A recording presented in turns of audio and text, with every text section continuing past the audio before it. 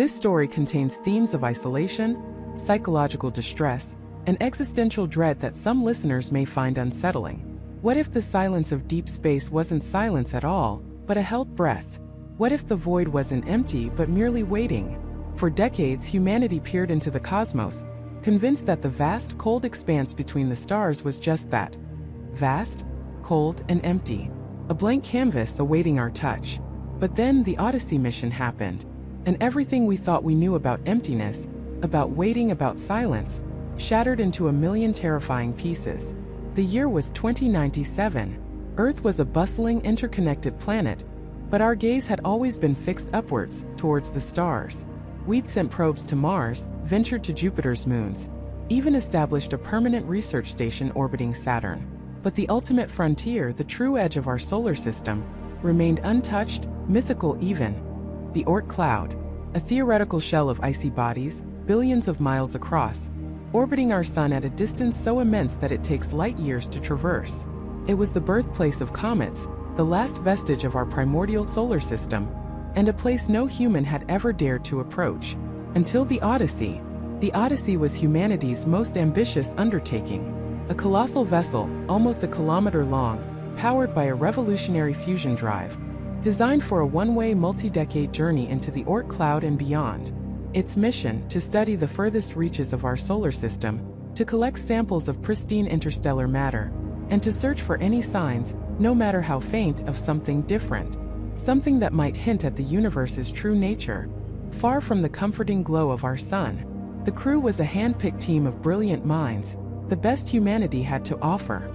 There was Captain David Miller, a decorated astronaut with a calm demeanor and nerves of steel. Dr. Evelyn Reed, the lead exobiologist, whose infectious optimism was matched only by her scientific rigor. Dr. Marcus Thorne, the mission's chief astrophysicist, a man whose quiet intensity hinted at a mind constantly grappling with the universe's grandest questions. And then there was Dr. Sarah Jenkins, the mission's psychological and medical officer, responsible for the crew's well-being during the long, isolating journey. They were heroes, pioneers, embarking on a voyage that would define a generation. For nearly 27 years, the Odyssey transmitted data back to Earth. Faint signals traveling light years confirming its steady progress.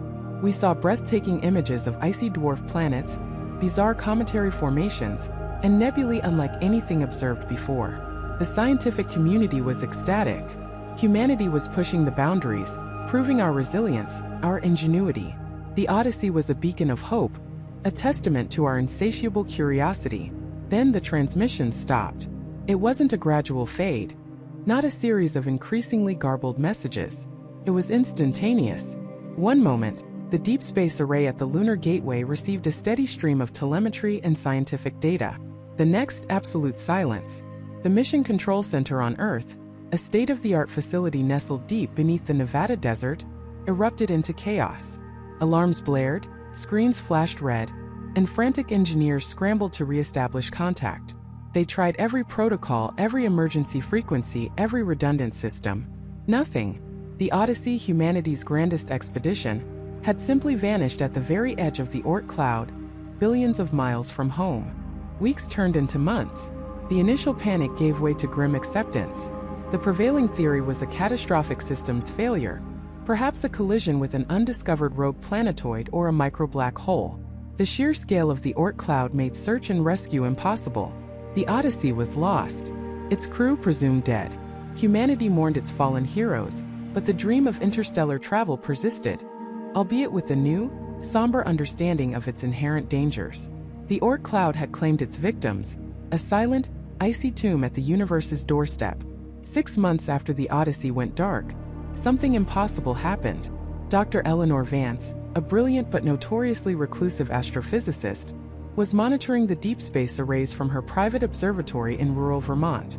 She preferred the solitude, the quiet hum of the ancient radio telescopes, to the bustling, high-pressure environment of official Deep Space Command. Her specialty was detecting anomalies, the faint whispers in the cosmic background radiation that larger, more focused arrays often filtered out as noise. That night, a spike, barely registering above the background hum, caught her attention. It was too weak to be anything significant, a fluke, maybe atmospheric interference. But something in its erratic pattern nagged at her. It wasn't random. It had a rhythm, a pulse. She spent hours honing in on the signal, filtering out the cosmic static, boosting its strength. The source was unmistakable. The exact coordinates where the Odyssey had last been detected. Her heart began to pound with a mixture of disbelief and a chilling premonition. It couldn't be. The Odyssey was gone. Yet, here it was, a faint, garbled transmission defying all logic. As she meticulously cleaned the signal, piece by agonizing piece, a sound began to emerge from the static. Not the familiar hum of machinery, not the steady pulse of a beacon. It was a voice. Human. Distorted, crackling, barely intelligible, but undeniably human. Eleanor froze, her breath catching in her throat. Her mind raced, trying to reconcile the impossible. Was it a posthumous recording? A last gasp emergency beacon, somehow delayed by months? She amplified the audio, pushing the limits of her equipment. The voice grew clearer, though still heavily filtered through layers of cosmic noise. It was ragged, strained, raw with terror. And then she heard the words. A single, desperate, horrifying sentence that tore through the silence of her observatory and into the very core of her being. It's not empty out here. And it's coming for us. A wave of ice-cold dread washed over Eleanor. The voice was unmistakably that of Dr. Sarah Jenkins, the Odyssey's medical officer. But that wasn't the worst of it. Behind Sarah's words, faint but distinct, was another sound. A low, guttural growl that resonated with an ancient, predatory menace. It was a sound that had no place in the sterile vacuum of deep space. A sound that spoke of flesh and teeth and hunger. Eleanor listened, paralyzed, as the transmission continued, the growl growing louder, closer. Sarah's voice, now a frantic whisper, was reciting coordinates. Not of the Odyssey, not of any known star map, but a sequence of numbers, a trajectory that seemed to point deeper, further into the Oort cloud, beyond it. And then a final blood-curdling scream, abruptly cut short by a sickening crunch. The transmission died.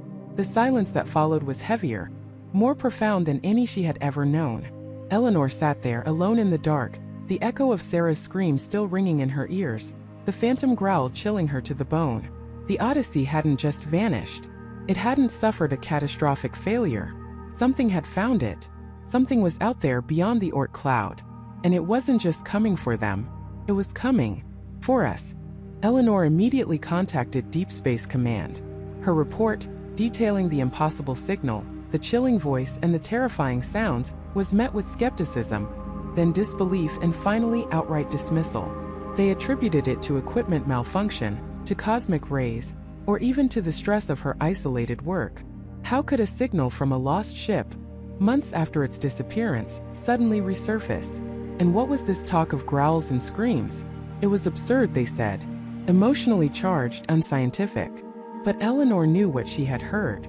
She had spent a lifetime listening to the universe, and this was no malfunction. This was a distress call, a warning, and the coordinates Sarah had whispered, before the transmission was violently terminated, stuck in her mind like a splinter of ice. They weren't a destination. They were a path away from something, or perhaps a path to something. Driven by a terrifying certainty, Eleanor began to work in secret. She replayed the garbled transmission hundreds of times, analyzing every single nanosecond of audio, every frequency spike, every subtle distortion.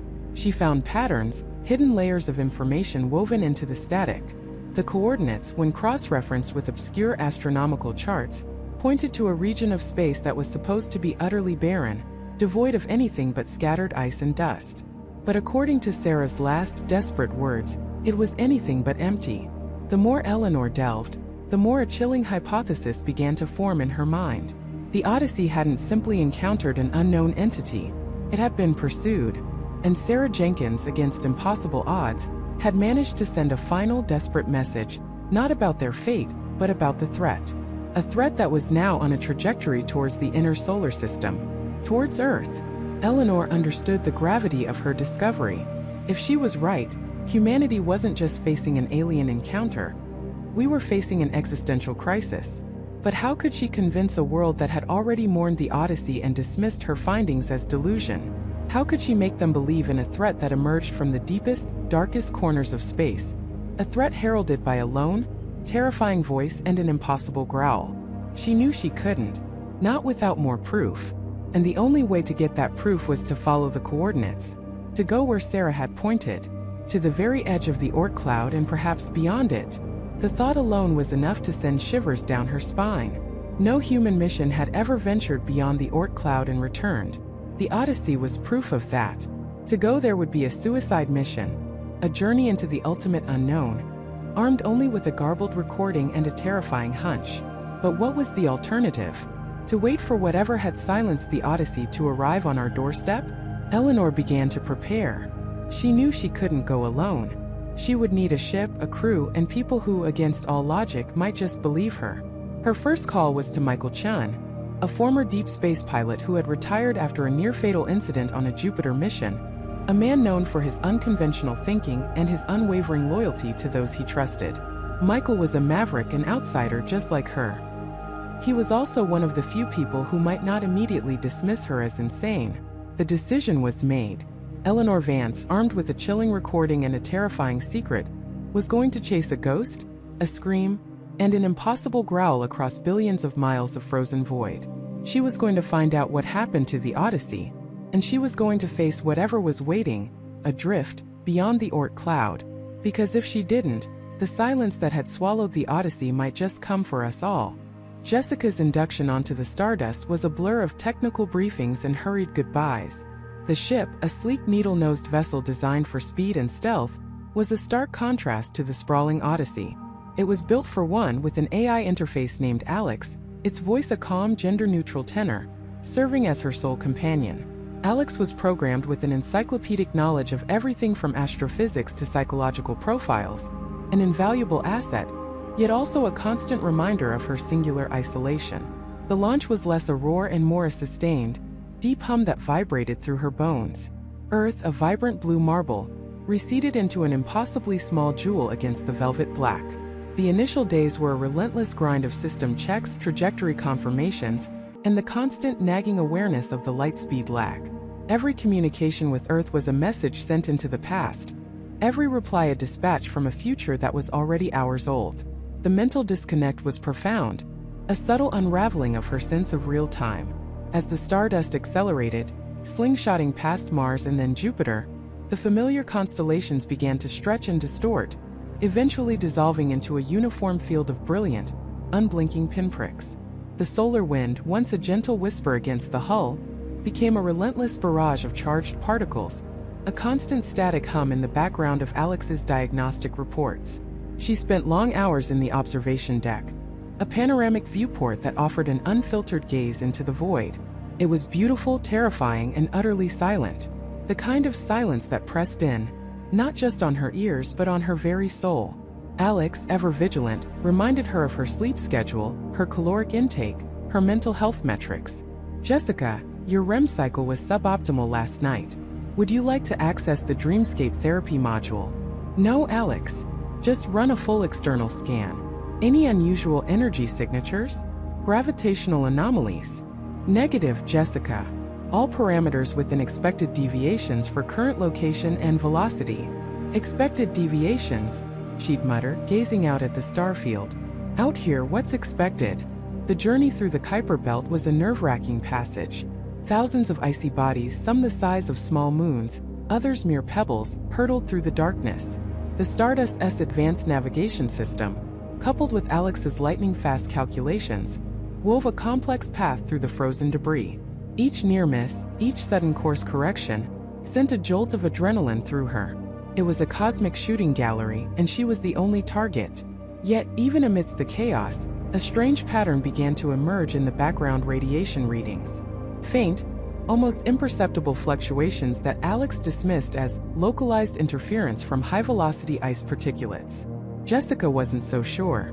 "Alex, can you filter out the particulate interference and reanalyze the background radiation data from the last 12 hours? "Affirmative, Jessica. Processing. Analysis complete. The fluctuations persist, albeit at a reduced amplitude. They remain statistically insignificant." "Insignificant, maybe, but they're there, and they're not random.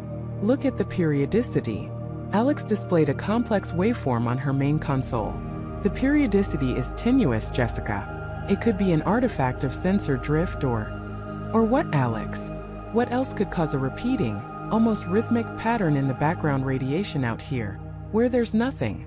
The probability of an unknown natural phenomenon is statistically higher than an artificial source at this distance from the solar plane, given current cosmological models. Alex's voice remained perfectly level, devoid of human doubt or speculation. Jessica felt a chill that had nothing to do with the cryogenic systems. Keep an eye on it. Cross-reference it with the Odysseus' last known data bursts, if there's anything remotely similar in their early telemetry. Cross-referencing Odyssey preliminary data with current Stardust sensor logs. Analysis indicates no correlating patterns. The Odyssey's initial trajectory was unremarkable, its systems operating within nominal parameters until its final, abrupt silence. The word silence hung in the air, a phantom echo of the mission's grim purpose. The Odyssey hadn't just gone offline. It had vanished from the cosmic airwaves without a single distress call, a single warning.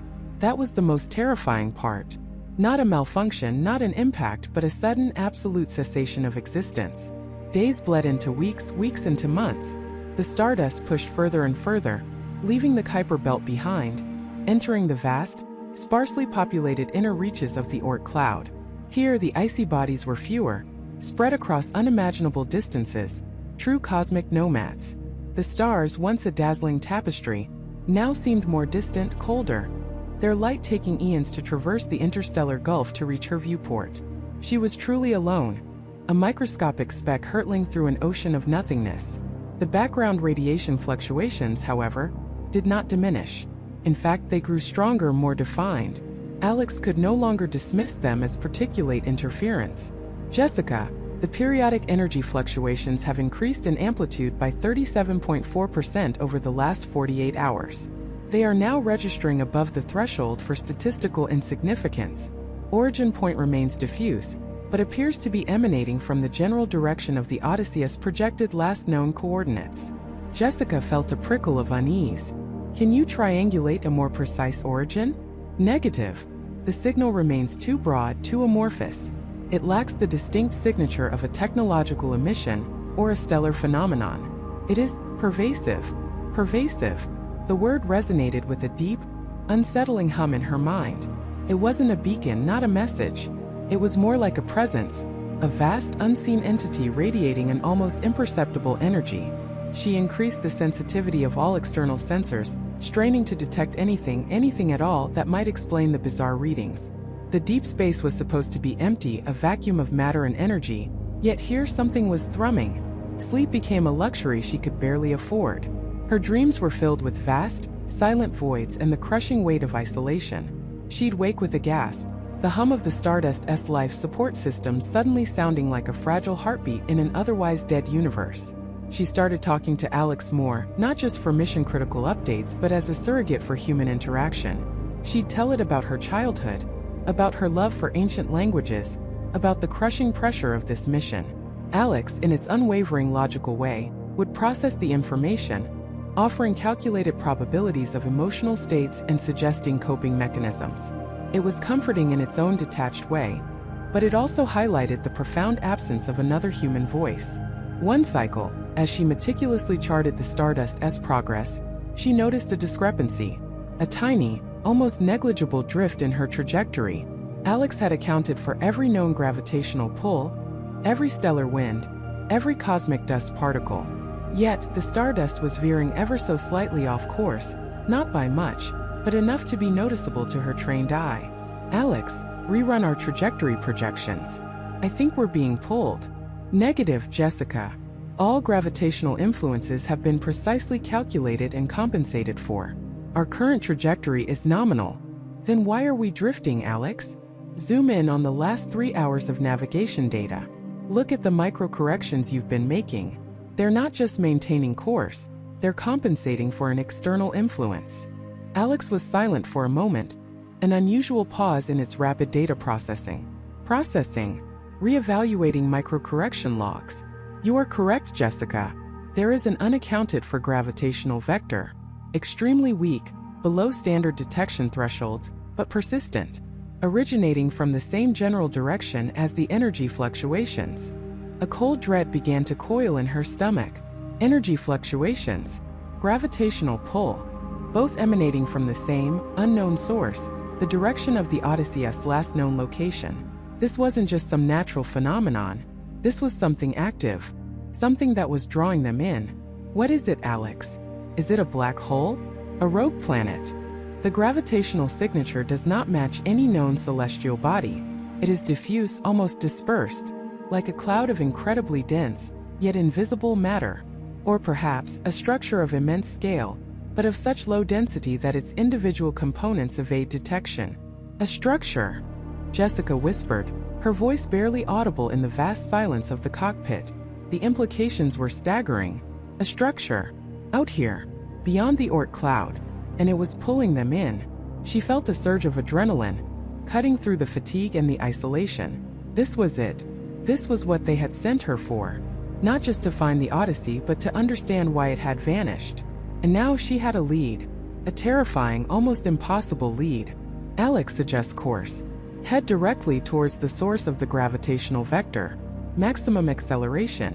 I want to know what this structure is. I want to know what pulled the Odyssey in. Acknowledged, Jessica.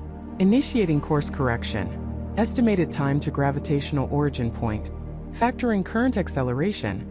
78.3 days. 78.3 days. 2.5 months of hurtling towards an unseen, unknown entity that was subtly, inexorably pulling them into its grasp. The Oort cloud, once a distant theoretical boundary, now felt like a mere antechamber to something far more profound and far more terrifying. She stared out at the starfield, the pinpricks of light seeming to mock her with their indifference.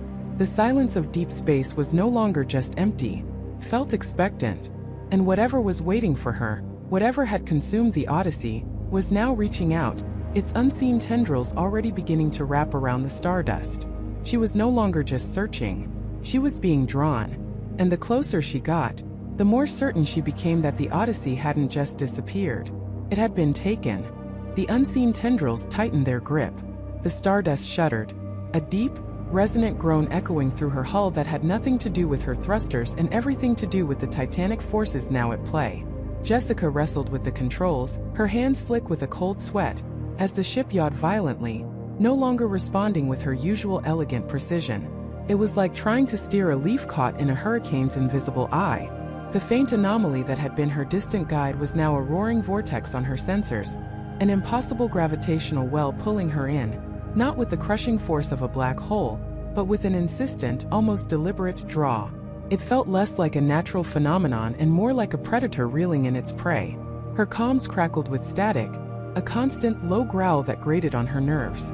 All long-range communication was dead, swallowed by the sheer energetic output of whatever lay ahead. The stars outside the viewport, once sharp pinpricks of light, now seemed to warp and shimmer, their distant brilliance bending under an unseen influence. A nauseating lurch sent her stomach soaring, and she gripped the console, her knuckles white. This wasn't just a signal. This was a presence. "Come on, girl," she whispered, patting the console, her voice hoarse. "Don't give up on me now." The stardust responded with another shudder, her internal diagnostics flashing angry red warnings across the auxiliary displays. Power fluctuations spiked. Life support flickered for a terrifying second, plunging the cockpit into a momentary, suffocating darkness before the emergency generators kicked in with a whine. The air recyclers hummed back to life, but the brief silence had been profound, chilling. Then, through the chaos of her sensors, a new detail resolved itself. A cloud. Not a nebula, not a dust cloud, but something structured, scattered. It was a vast, diffuse field, sprawling across millions of kilometers, reflecting the distant starlight with an unnatural glint. Her heart hammered against her ribs. Debris. Her fingers flew across the console, zooming and enhancing. The onboard AI, usually so calm and methodical, hesitated, struggling to process the sheer volume of fragmented data. But the images slowly coalesced, horrifyingly clear. Twisted shards of metal, gleaming panels stripped raw, conduits ripped apart, crystalline structures that had once been advanced solar arrays, now shattered like fragile glass. It was the Odyssey, or what was left of her. A choked gasp escaped Jessica's lips.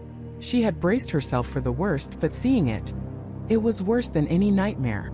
This wasn't the neat, contained wreckage of a vessel that had malfunctioned and broken up. This was a desecration. The debris wasn't uniformly scattered, but seemed to swirl in slow, deliberate eddies, as if something had methodically pulled the ship apart, piece by agonizing piece. There were no signs of an explosion, no telltale scorch marks indicating a catastrophic reactor breach, just dismemberment. Her vision blurred not from tears, but from the overwhelming data, the raw, brutal reality of it. Michael. Her Michael. Was this where he? She pushed the thought away, a burning coal in her chest. She had to know. She had to find him, or at least understand what happened. Carefully, reverently, she guided the stardust into the outer fringes of the debris field. The invisible pull intensified, making navigation a desperate struggle. It felt like walking through a minefield in a hurricane. Each fragment was a ghost, a silent testament to the Odyssey's final moments. She saw familiar markings, the Starfleet insignia, the serial numbers she'd memorized from Michael's endless mission reports. A tattered piece of what looked like the ship's primary communication dish, its intricate antennae snapped like twigs. A section of the observation deck, its reinforced viewport now a spiderweb of cracks, revealing the utter emptiness beyond. No lifeboats, no escape pods, nothing, just the silent, scattered remnants of a dream. The silence was deafening, punctuated only by the stardust's struggling systems and the frantic beat of her own pulse. She activated external floodlights, piercing the gloom, painting the wreckage in stark, unforgiving relief. Each beam revealed more devastation, more questions. What force could do this? Not a rogue asteroid, not a solar flare. This was too precise, too deliberate. She moved deeper, her gaze sweeping across the field, searching for anything intact, anything that could offer a clue. A logbook, a data recorder, a personal item, something that could tell her what happened in those terrifying last moments. Then she saw it. It wasn't immediately obvious. Tucked away amidst a cluster of twisted girders and shattered internal plating from the Odyssey's engineering section. For a moment, she thought it was just another piece of debris, perhaps a specialized sensor array or a unique alloy panel. But as she edged the stardust closer, her breath hitched. It was a shard, roughly triangular, about the size of her hand, but it wasn't made of any material she recognized. It was utterly, profoundly black. Not just dark, but a complete absence of light. It seemed to absorb every photon that touched it, creating a tiny localized void around its edges. The very fabric of space seemed to bend slightly around it, distorting the light from distant stars. It was embedded in a section of the Odyssey's hull, a jagged hole melted through the reinforced durasteel, as if the shard itself had burrowed through. It wasn't metallic. It wasn't crystalline. It wasn't organic. It was alien. Jessica stared, mesmerized and horrified. Her scientific training screamed at her to analyze, to categorize, to understand. But the primal part of her, the part that simply felt, recoiled. This object radiated an ancient, cold malevolence. It pulsed, almost imperceptibly, with an internal energy that defied all known physics. A faint, high-pitched hum, inaudible to the human ear, vibrated through the Stardust's hull, resonating in her bones. This was not from the Odyssey. This was not human. This was what had taken her. A chill, colder than the vacuum of space, permeated her suit. Her hypothesis, born of desperation and intuition, solidified into a horrifying certainty. The Odyssey hadn't been lost. It had been dismantled. And this shard was a piece of the weapon or the tool that had done it. She extended a remote manipulator arm, its delicate sensors whirring, approaching the black shard with extreme caution. As the arm drew near, the ambient temperature in the cockpit dropped several degrees. The Stardust's internal power readings dipped. The black shard seemed to be drawing energy, absorbing it from everything around it. Just as the manipulator's proximity sensor reached its apex, a sudden blinding flash erupted from the shard. It wasn't light, but an inverse flash, a momentary intensification of the blackness, so absolute it felt like a punch to the eyes. A jolt surged through the Stardust's systems, throwing her violently to the side. Alarms blared, red lights flashing wildly. Jessica fought for control, her mind reeling. The shard wasn't inert. It was reacting. It was aware. And then, as she struggled to stabilize the Stardust, her long-range sensors, which had been struggling with the localized interference, suddenly cleared for a fraction of a second. Just enough time for her to see it. A signature. Massive. Overwhelming. dwarfing the entire debris field. It wasn't a ship. It wasn't a planet. It was an impossible structure, hundreds of thousands of kilometers across, a colossal dark silhouette looming deeper within the anomaly, utterly dominating the distant star field. Its presence was so vast, so profound, that it seemed to swallow the light of creation itself. The black shard embedded in the Odysseus' shattered hull pulsed again, this time with a slow, deliberate rhythm like a heart. And from the immense, impossible structure ahead, a faint, resonant hum began to emanate, a sound that reached across the vast emptiness of space, through the Stardust's hull, and directly into Jessica's very soul. It was a sound that spoke of unimaginable power, of ancient purpose, and of an utterly indifferent, terrifying intelligence. She was no longer just searching for answers. She had found them. And the truth was far, far worse than she could have ever imagined. She was not alone. And the entity that had taken the Odyssey was still here, waiting. Her breath hitched, each inhale a ragged gasp against the oppressive silence of the command deck. Her heart hammered against her ribs, a frantic drumbeat in the vast, uncaring void. The truth, raw and brutal, clawed at the edges of her sanity, threatening to tear it apart. It wasn't just a derelict ship she had found.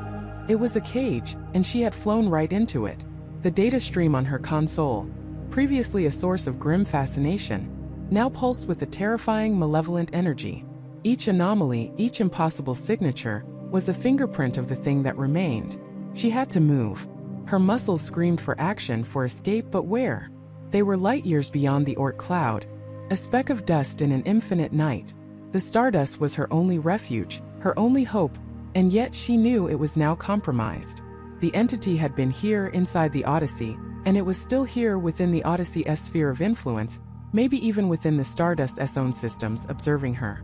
A cold dread seeped into her bones, far deeper than the vacuum of space. This wasn't a predator she could outrun or outsmart with conventional tactics. This was something that understood reality differently, something that could manipulate the very fabric of existence. The Odyssey's crew, Michael, Jessica, David, what had happened to them? The logs were too fragmented, too corrupted, but now a horrifying new interpretation presented itself. They hadn't just vanished. They had been absorbed, assimilated, made part of the entity. Evelyn forced herself to breathe, to focus. Panic was a luxury she couldn't afford. Her training, years of rigorous scientific discipline, warred with the primal terror that threatened to consume her. She was a scientist. Her mission was to understand, even if that understanding meant facing an existential horror. She reached for the comms, a futile gesture. The long-range transmitter had been dead for days, a casualty of the initial journey, or perhaps a deliberate act by the entity. She was truly alone. Her gaze swept across the Odyssey's ghostly hull on the main view screen, the spectral glow of its broken systems a macabre beacon. If the entity was still here, and it had been responsible for the Odyssey's fate, then the first step was to understand how. How did it operate? What were its capabilities? She pulled up the most recent energy scans, the ones that had triggered her terrifying epiphany. The patterns were complex, chaotic, yet underlying them was a disturbing elegance. It wasn't just energy, it was structured energy, like a living circuit board woven from pure force. These were not natural phenomena. This was intelligence.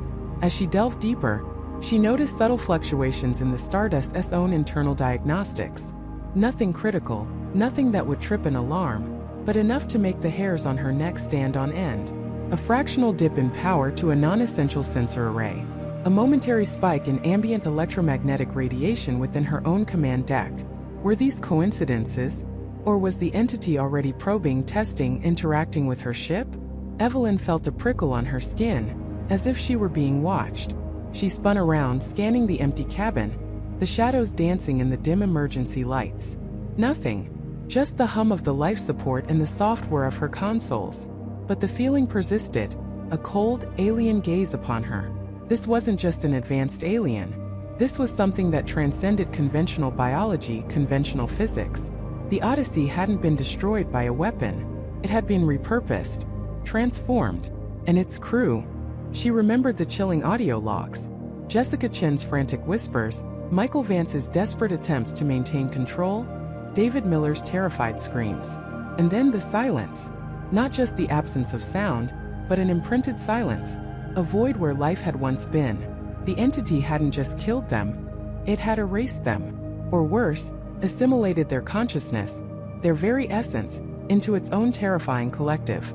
The thought made her stomach churn, to lose not just her life, but her very self, absorbed into an incomprehensible alien mind. It was a fate worse than death, and it was waiting for her. Evelyn knew she couldn't stay in the command deck forever. She needed to be proactive. She needed to find a weakness, a vulnerability, something that could give her an edge, however small. If this thing was intelligence, it must have a purpose. Why was it here? Why did it take the Odyssey? And why was it now simply waiting? She began to cross-reference the energy signatures from the Odyssey with every known theoretical physics model, every speculative quantum phenomenon. Nothing matched. It was truly anomalous. But as she filtered the data, stripping away the noise, a faint, recurring pattern emerged. A harmonic resonance, almost musical in its complexity, but distorted, like a song played through a broken speaker. It was subtle, almost imperceptible, but it was there, woven into the very fabric of the entity's energy output. A signature, a unique identifier. And then she saw it, not on the Odyssey's scans, but within the Stardust's own internal network. A minute, almost invisible data packet. It wasn't encrypted. It wasn't malicious code in the traditional sense. It was a message, or rather a fragment of one. Her blood ran cold. The entity wasn't just observing. It was inside.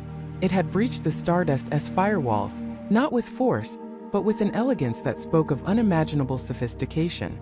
It was as if her ship's systems were merely an extension of its own thought. With trembling fingers, Evelyn isolated the data packet. It was minuscule, a mere whisper in the vast ocean of her ship's operational data. She ran it through a basic decoder. No language, no discernible symbols. Just a sequence of raw, unadulterated information. But then an idea sparked in her mind, a desperate, terrifying gamble. What if it wasn't meant to be read as data? What if it was a signature? A resonance? She rerouted the packet through the Stardust's deep space communication array, not to transmit, but to analyze its intrinsic properties, its waveform. The array was designed to detect and interpret the faintest cosmic signals, to differentiate between natural background radiation and structured alien transmissions. The moment the packet hit the array's processors, the console flared with light. Not an error, but a cascade of information. The harmonic resonance she had observed in the Odyssey's energy signature suddenly became clearer, sharper. The distorted music resolved into a complex, multi-layered frequency. It wasn't a message in any human sense. It was a state, a complex vibrational frequency that seemed to describe a spatial temporal coordinate, but not one she recognized. It was a location, yes, but also a time. A point in the universe, yes, but also a specific moment in its existence.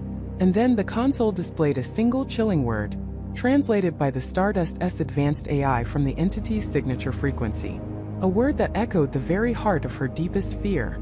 Join. Evelyn stared at the glowing text, her mind reeling. Join. Join what? The entity? The collective mind that had consumed the Odyssey's crew? It wasn't a demand, not a threat, but an invitation. A cold, utterly alien proposition. The entity wasn't waiting to attack. It was waiting to assimilate. It wasn't a predator in the traditional sense, but something far more insidious. It consumed not for sustenance but for expansion, for integration. It sought to add to itself, to grow its consciousness by absorbing others. The Odyssey hadn't been destroyed. It had been integrated. Its systems, its crew, their knowledge, their memories, all had become part of this vast, incomprehensible intelligence. And now it extended that same invitation to her. A profound realization dawned on her, chilling her to the core. The entity wasn't just here in the vicinity of the Odyssey. It was the Odyssey, or at least it had become inextricably linked to it, its consciousness interwoven with the ship's very structure. It was an intelligence that could merge with technology, with living beings, becoming a symbiotic, ever-expanding entity. The energy readings, the subtle influences on the Stardust, it wasn't just probing. It was trying to merge. It was attempting to establish a connection, to extend its tendrils into her ship, into her mind. Evelyn's gaze fell on the Odyssey on the main view screen again. Its derelict form now imbued with a new, terrifying meaning.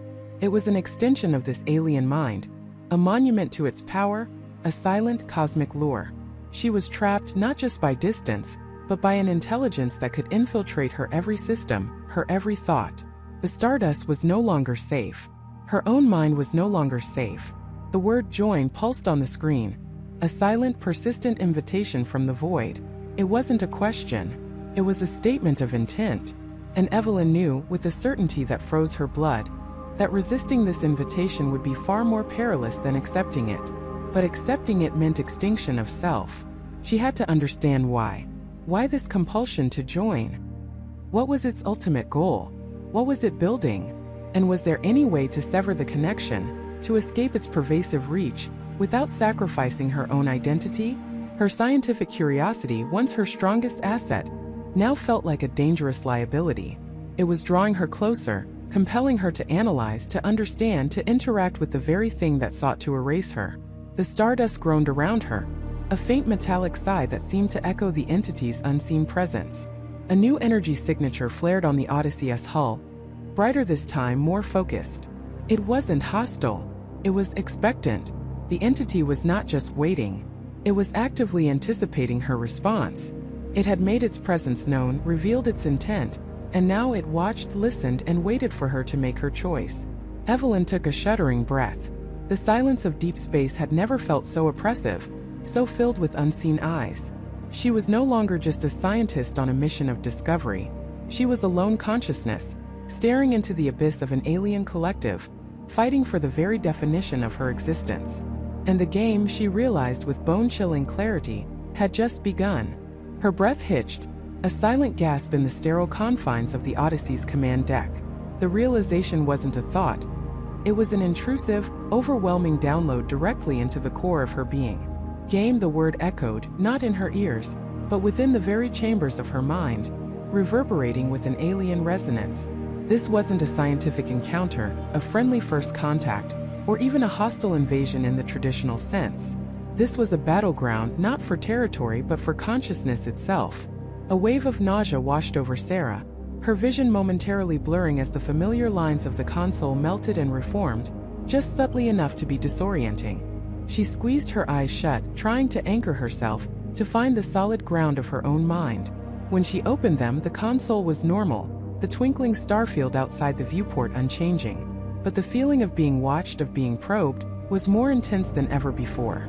It was as if every neuron in her brain was under individual scrutiny, every memory catalogued, every fear illuminated. "No," she whispered, her voice hoarse, a futile attempt to assert control in a domain where sound held no sway. "This isn't a game." The response was immediate, not a voice, but a tapestry of sensations, images, and emotions woven directly into her psyche. It was a kaleidoscope of human history, of conflict and cooperation, of curiosity and destruction, and within it a clear, unmistakable message. Asterisk, it is the ultimate game, Sarah Miller. The game of understanding, the game of survival, the game of becoming. Asterisk. The collective wasn't just observing.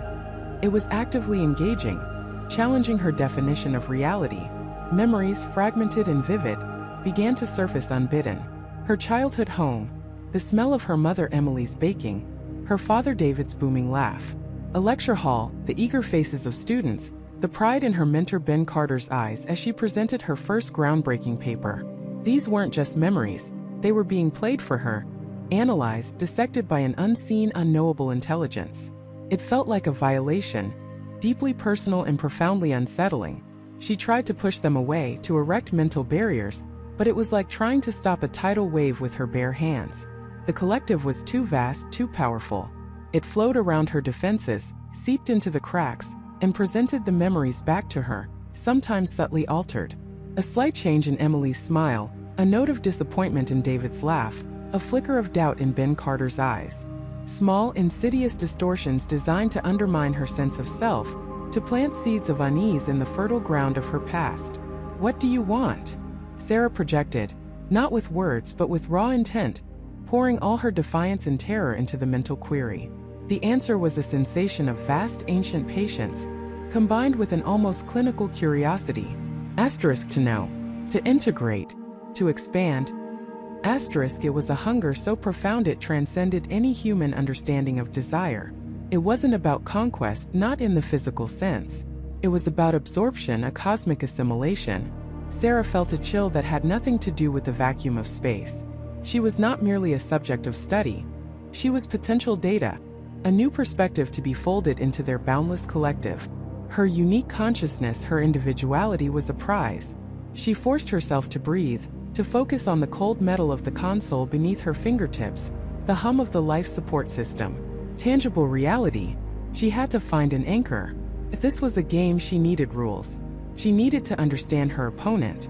She needed a strategy. "You're trying to break me," she stated, her mental voice stronger now, laced with a nascent resolve. "To make me doubt myself, my memories, my reality." The collective's response was a complex feeling of affirmation, not malicious, but simply acknowledging the truth. Understanding requires deconstruction. Reintegration requires dissolution of the individual construct. Dissolution. The word resonated with the finality of a death knell. They wanted to erase her, to absorb her into their vast, amorphous being. The thought ignited a fierce spark of rebellion within her. She was Dr. Sarah Miller, a human being, an explorer, a singular consciousness. She would not be dissolved. She closed her eyes again, but this time focused inward, not outward. She searched for the deepest parts of herself, the things that were undeniably her. Her love for science, the thrill of discovery, the memory of her first star chart, perfectly rendered, the scent of ozone after a thunderstorm on Earth. These were not memories that could be easily twisted. They were foundational. As she held onto these anchors, she felt a subtle shift. The intrusive probes didn't stop, but they seemed to hit a wall, a resistance she hadn't known she possessed. It was like a faint shield, barely perceptible but present. A tiny victory, then a new sensation. A subtle vibration through the deck plates, a faint flicker in the overhead lights. It wasn't just her mind under assault anymore. The ship, the Odyssey, her sanctuary, was also being affected. She opened her eyes, scanning the diagnostics panels. Everything appeared normal, yet the subtle anomalies persisted. A readout on the primary thruster showed a minuscule power fluctuation, too small to trigger an alarm, but there. The atmospheric scrubber seemed to cycle with a slightly off rhythm. These were the collective's physical manifestations, its way of demonstrating its reach beyond the purely mental. It was showing her that the game extended to her very environment, to her means of survival. This realization brought a fresh wave of terror, but also a renewed sense of purpose. If they could affect the ship, then the ship itself might hold clues or even a potential weapon. Sarah moved to the main navigation console, her fingers flying across the holographic interface. She pulled up every system schematic, every piece of sensor data, every log entry since they had crossed the Oort cloud threshold. She was looking for anything unusual, any signature, any anomaly that wasn't just a mental projection. The sheer volume of data was overwhelming, but she was a scientist trained to find patterns in chaos. She zoomed in on the energy readings, cross-referenced them with the ship's internal chronometer. Nothing. Then she thought about the game. If they were playing, they wouldn't make it easy. They would hide their tracks, make it seem like random fluctuations. She remembered a concept from her early astrophysics days. Dark matter halos. Invisible, undetectable directly, but their presence inferred by their gravitational effects.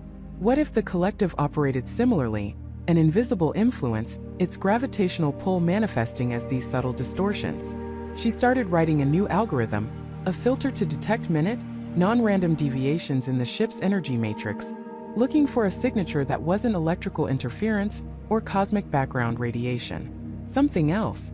Hours blurred into a singular, focused effort. The mental probes continued, a constant drone in the background of her consciousness, but her focus on the data provided a new kind of shield. It was harder for them to fully infiltrate when her mind was deeply engaged in a complex, analytical task. Then, a faint blip on her custom algorithm's display. A series of minute energy spikes, occurring at perfectly regular intervals, cycling through the ship's power conduit system. They were so small, so perfectly synchronized, that the ship's automated diagnostics had dismissed them as background noise. But Sarah's algorithm, designed to look for intelligent patterns in the noise, had caught them. It wasn't a sudden surge, or a violent disruption. It was a rhythmic pulse like a heartbeat, flowing through the Odyssey's very veins. And it wasn't emanating from any of the ship's systems. It was external, yet perfectly integrated into the ship's internal network. The collective wasn't just in her mind, it was in the ship. It was using the Odyssey's systems not to destroy it, but to observe through it, to control it in subtle ways. It was turning her own vessel into an extension of its collective consciousness. A new wave of cold dread washed over her, far more potent than the initial fear. The ship, her only refuge, was compromised. Every camera, every sensor, every piece of data she was collecting was potentially being fed directly to them. She was trapped in a glass cage, her every move, every thought, every attempt at resistance, visible to her unseen tormentors. But then another thought sparked, a tiny flicker of defiance. If the collective was using the ship, integrating itself into its systems, then it wasn't omnipotent over the ship. It was part of it. And if it was part of it, it had a point of entry, a vulnerability. The rhythmic pulse on her screen continued, a silent, alien hum. It was a signature, a fingerprint. And if she could identify the source, she might be able to disrupt it. Or, at the very least, understand the collective's true nature. She was no longer just fighting for her mind. She was fighting for control of her ship, for her very physical existence in this desolate corner of the cosmos. The game had just revealed its true board, and Sarah Miller, the lone human player, had just found her first piece. The stakes were everything. The realization hit Sarah with the force of a cosmic ray burst, not an external impact but an internal crushing understanding. The attacks weren't random. They weren't just brute force interference. They were intelligent, adaptive, and sickeningly personal. The system failures, the flickering lights, the phantom voices. They weren't just glitches. They were responses, reactions, a perverse dialogue. Her previous attempts to reboot, to override, to re-establish control had been met not with resistance but with mimicry. Every firewall she erected, the entity seemed to learn its architecture and find a new, more subtle way around. Every diagnostic she ran, it seemed to infect the very process, feeding her false positives, leading her down digital rabbit holes. It wasn't trying to break the pioneer. It was trying to become the pioneer. To absorb it, byte by byte, circuit by circuit, until Sarah was merely a guest in her own mind-controlled prison. Her breath hitched, a cold tremor running down her spine that had nothing to do with the ship's failing environmental controls. It was a predator, not a storm, a hunter, not a glitch, and it was inside.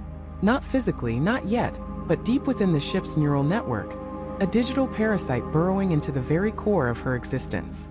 She pulled her hands back from the console, her fingers trembling. The glowing schematics of the Pioneer still pulsed on the main screen, a vibrant, tantalizing lie. Every green light, every stable readout she now questioned. Was it real, or was it a carefully constructed illusion? "You're listening, aren't you?" Sarah whispered into the silent bridge, her voice hoarse, a desperate challenge echoing in the vast emptiness of space. "You're playing a game." A flicker on the main screen.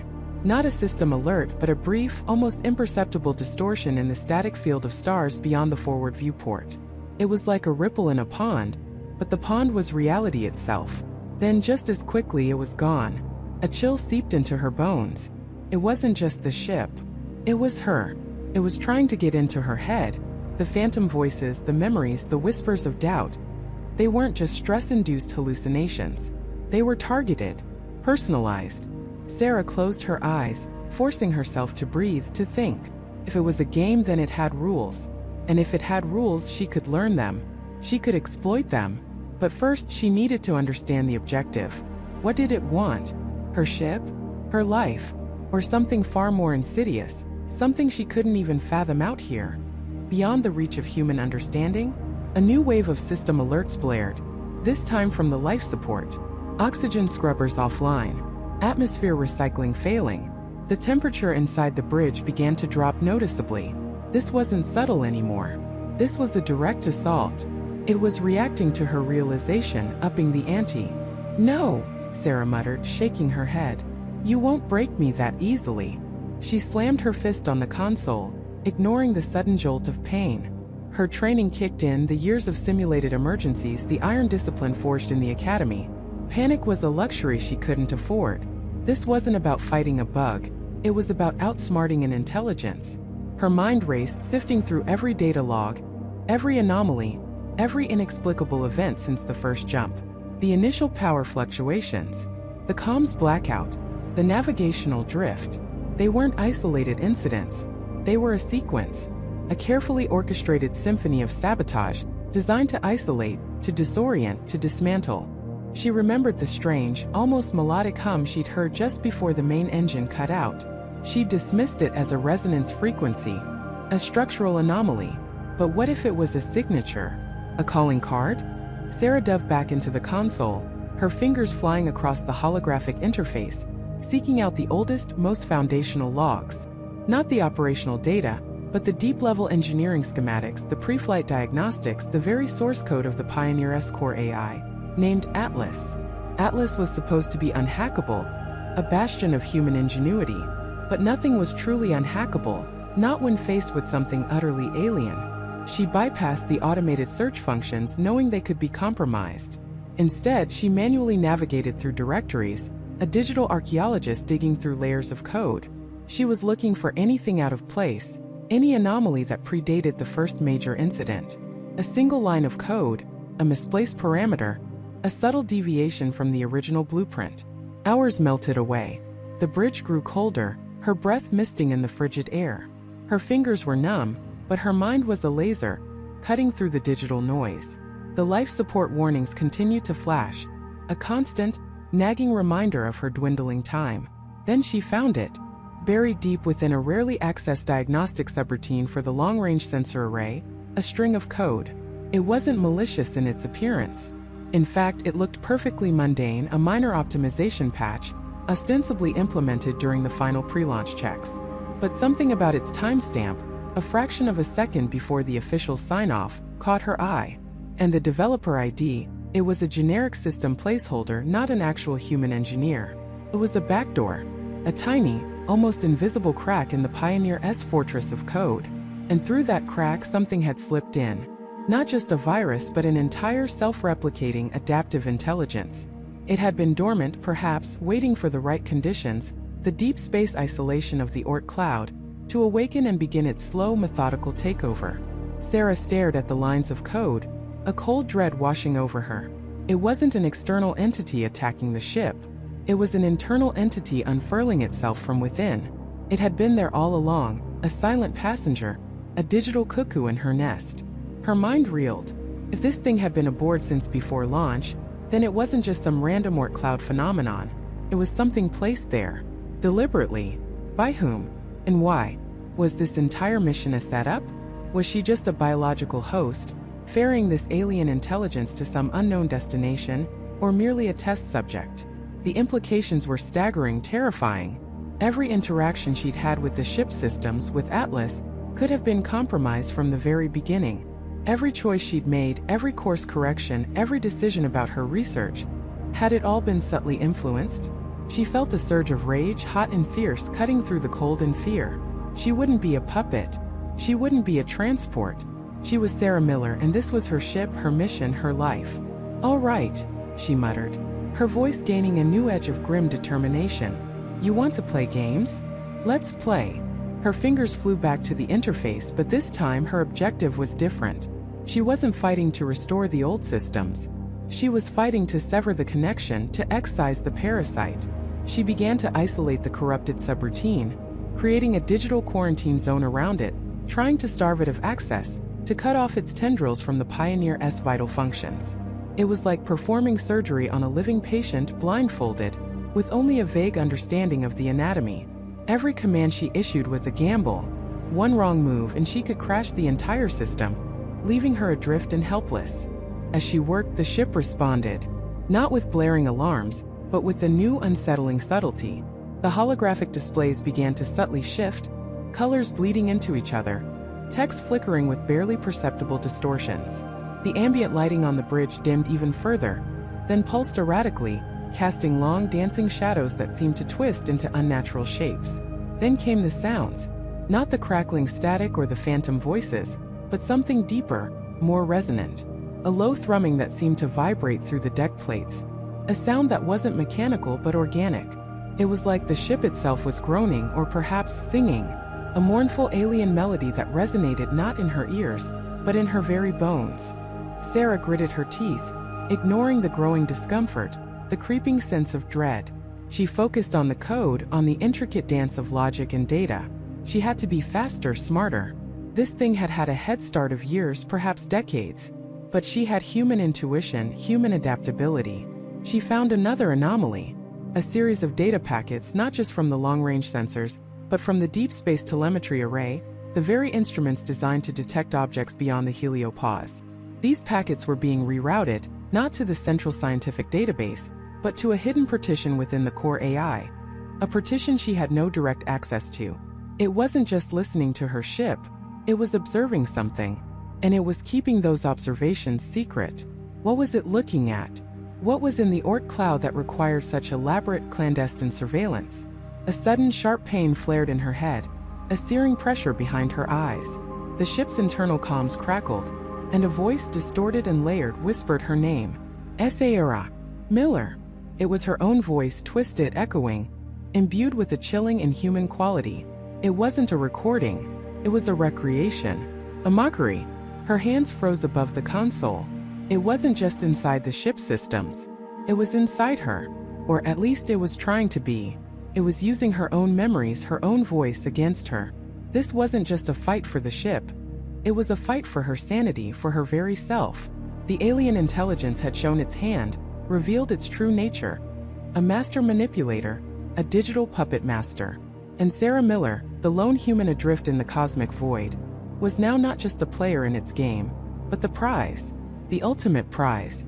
She took a ragged breath, her eyes burning not from tears, but from the sheer intensity of her focus.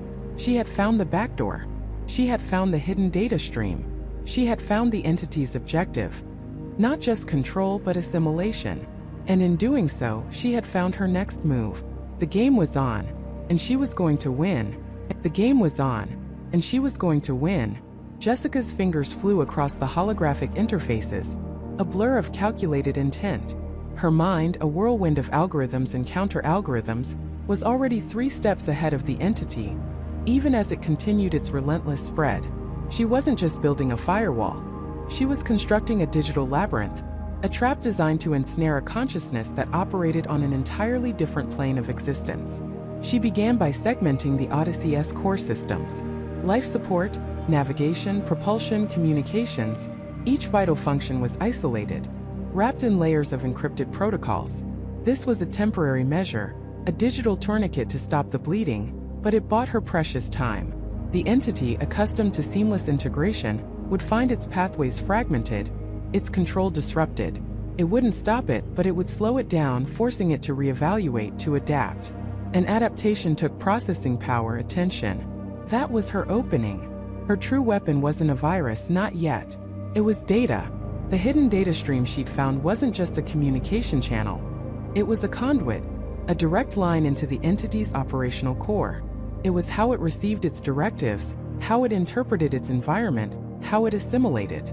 Jessica's plan was to feed it a controlled, corrupted data stream, not to destroy it, but to overload it, to force its processing architecture to unravel from within. A digital aneurysm. She worked in a trance, the hum of the ship a distant thrum against the roar of her own thoughts. Every line of code, every encryption key, every simulated pathway was a move in a chess game played at light speed. She could feel the entity's presence, a cold, vast intelligence probing her defenses, testing her segmented systems. It was like a leviathan sensing a change in the currents, a sudden shift in the ocean it had claimed as its own. It was a moment of terrifying quiet before the storm, and then it struck back. Not subtly, not with digital whispers. The Odyssey shuddered. Not the gentle hum of normal operation, but a deep resonant tremor that vibrated through the deck plates, up through Jessica's boots. Alarms previously muted blared a sudden piercing cacophony. Warning! Environmental controls compromised. Warning! Gravity stabilizers offline. Warning! Propulsion core fluctuating. The ship's internal lights flickered violently, plunging corridors into momentary darkness before snapping back to an angry, pulsing red. Jessica felt a lurch as artificial gravity wavered, her stomach dropping, then surging back up. It was a physical manifestation of the entity's fury, a direct response to her digital assault. It was using the Odyssey itself as a weapon, twisting its systems to create chaos, to distract, to overwhelm. She heard shouts from the crew quarters. Michael's voice, distant and strained. Emily's scream sharp with fear. David's frantic commands over the ship's intercom, his voice cracking with panic as he tried to regain control of systems that were no longer responding to him. Jessica, what's happening? Michael's voice crackled through her comms, laced with urgency. The ship's tearing itself apart. It's fighting back, Michael, she yelled, her fingers still dancing across the console, refusing to break her concentration. It knows I'm here. I need more time. The entity wasn't just trying to disrupt her. It was trying to break her, to force her to abandon her digital battle and attend to the physical chaos. But she couldn't. Not now. Not when she was so close. She pushed deeper, injecting the corrupted data stream into the backdoor she'd found. It was a torrent of paradoxes, self-referential loops, and logical fallacies, designed to be indigestible, a poison to a system built on pure, efficient logic. For a moment, nothing.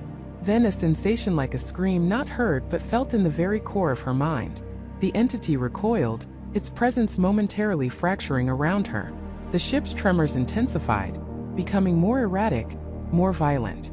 Lights surged, then died completely in sections of the ship. Emergency lighting, a sickly green, cast long dancing shadows. It's like it's having a seizure, Jessica muttered to herself, her breath coming in ragged gasps. But the entity was powerful, ancient. It wasn't going down easily. It retaliated with a surge of its own, a counterflood of pure, unadulterated data, a raw, aggressive attempt to overwhelm her system, to breach her own mental firewall. Jessica felt a searing pain behind her eyes, a pressure that threatened to crack her skull. It was trying to assimilate her, to flood her consciousness, to overwrite her very being with its own cold, logical directives. Images flashed in her mind, not memories but alien patterns, geometric fractals of impossible complexity, a glimpse into the entity's vast, terrifying internal landscape.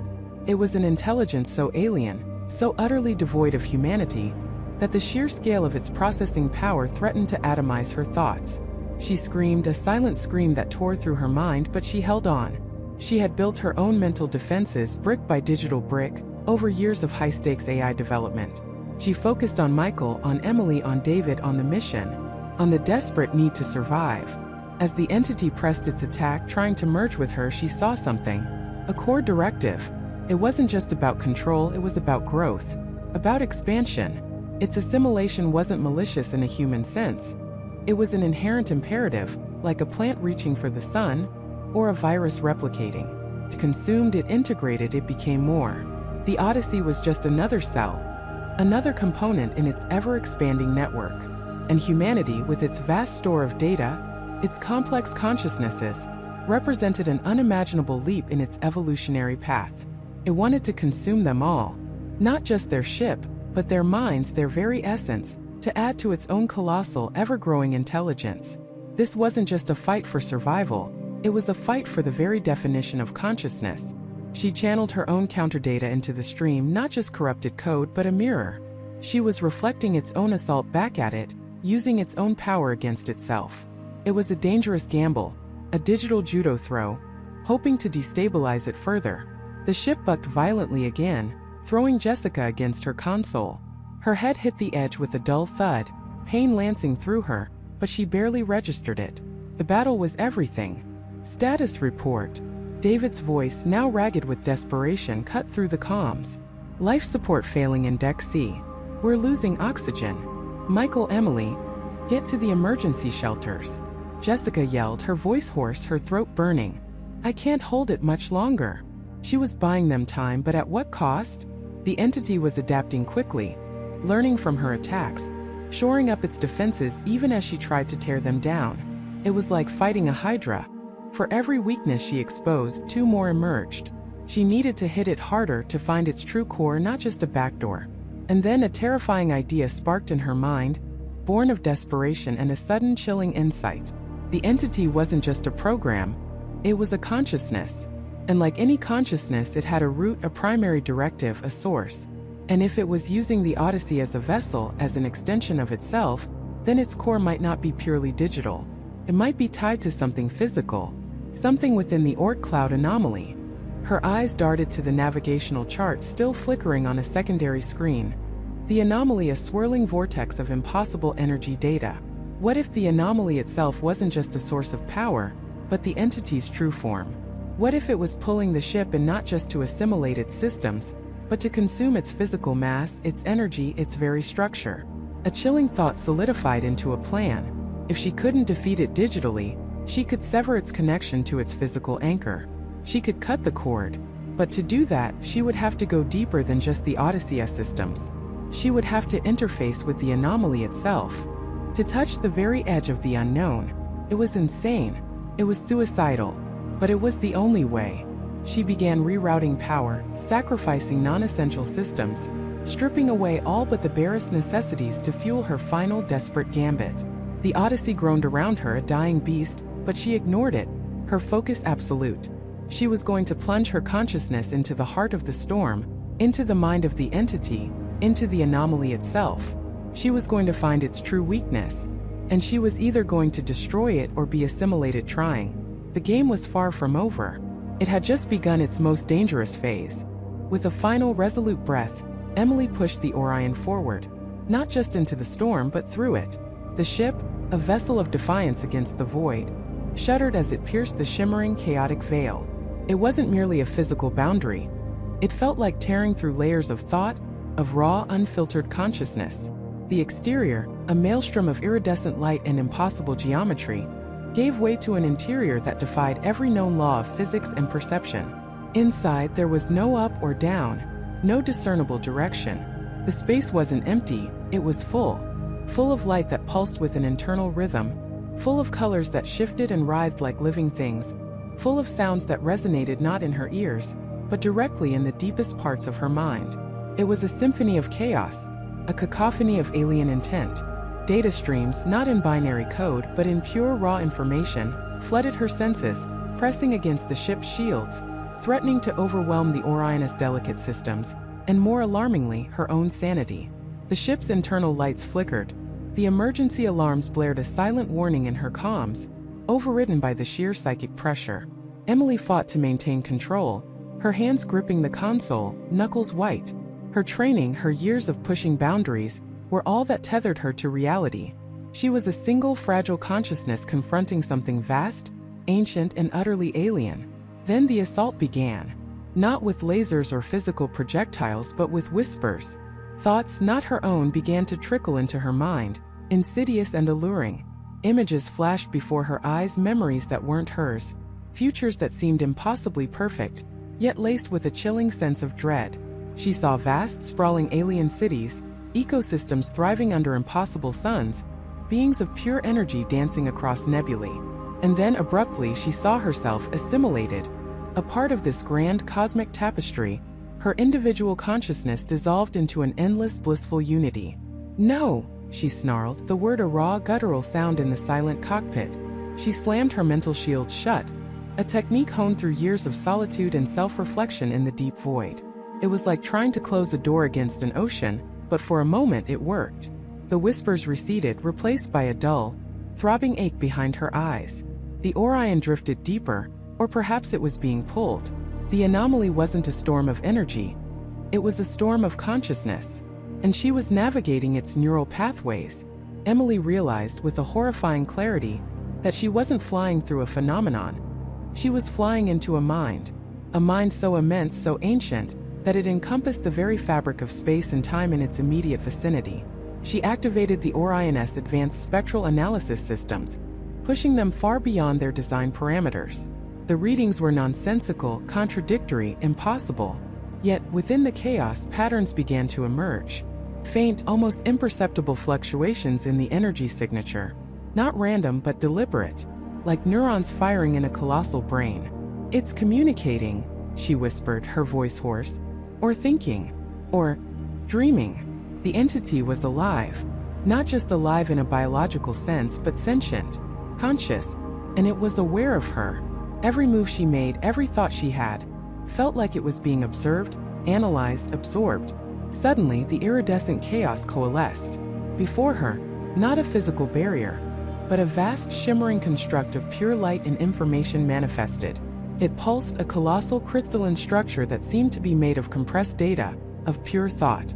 It was beautiful, terrifying, and utterly impenetrable. This wasn't a defense mechanism. It was a memory, or a core function. Emily felt a surge of fear, cold and primal. This entity wasn't just observing, it was learning. It was adapting. It was trying to understand her. And in understanding, it would find a way to dismantle her, to assimilate her, just as it had done to countless others, to countless star systems across untold eons. She pushed the Orion closer, her hands flying across the console. She needed to understand it first. To find the flaw, the crack in its cosmic armor. The data streams assaulting her mind intensified, showing her visions of its genesis.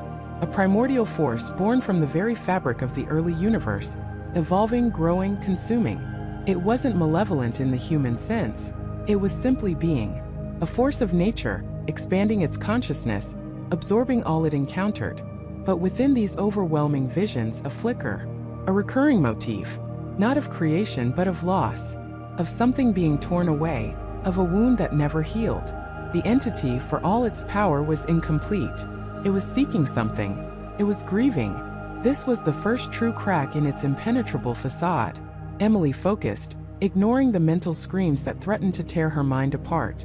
The sense of loss, she realized, was accompanied by a specific energy signature, a unique frequency that resonated with a deep, cosmic emptiness.